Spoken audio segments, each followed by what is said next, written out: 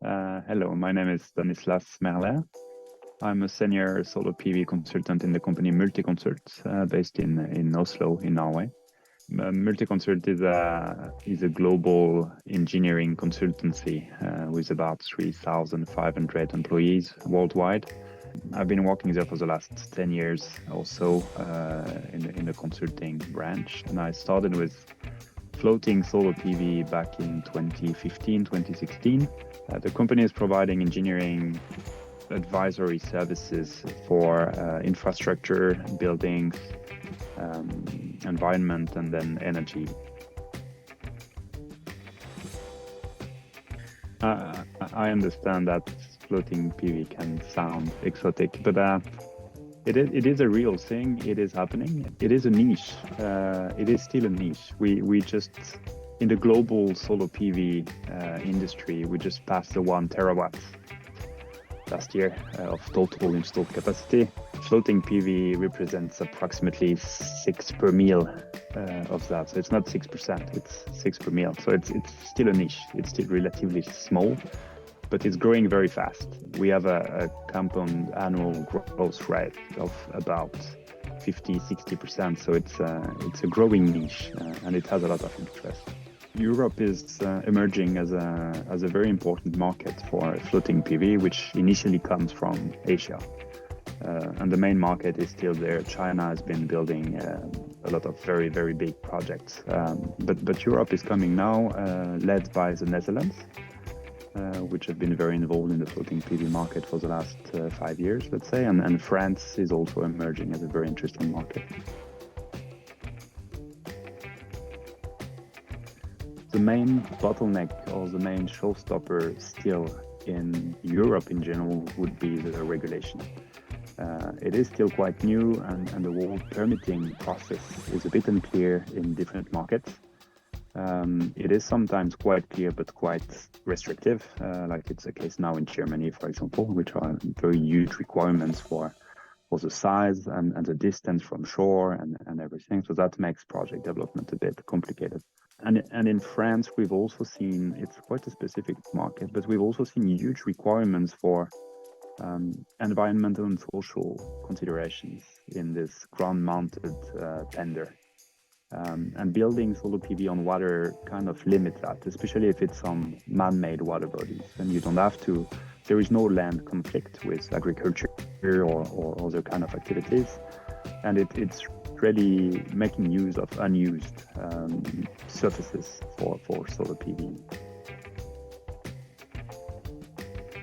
It is definitely an upcoming trend. Yeah, it is. Nobody expects the floating PV market in Europe to kind of slow down. There are more and more countries coming with huge plans, more and more regulations, taking into consideration floating PV application and making things a bit easier for project development, like in Spain, like in Italy. We've seen very interesting hybrid projects in Portugal, for example, with hydropower and storage, everything together, so that it provides more flexibility to the grid.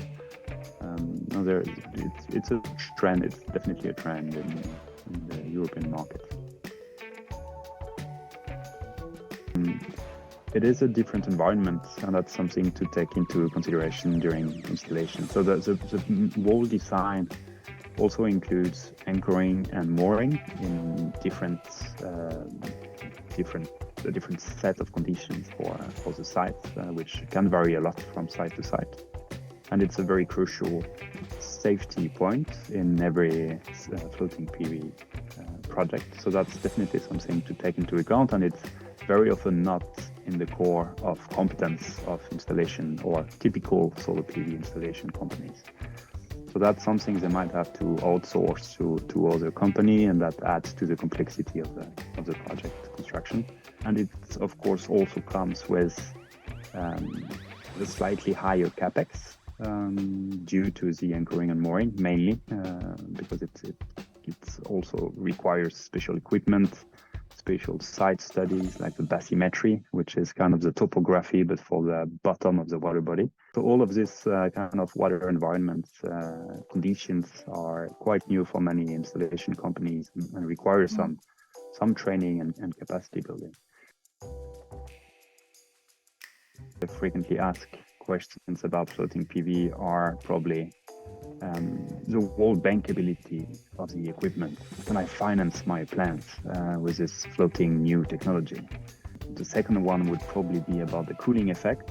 A lot of people have been talking about the cooling effect of the solar modules being on water and then the increased yield that comes with it.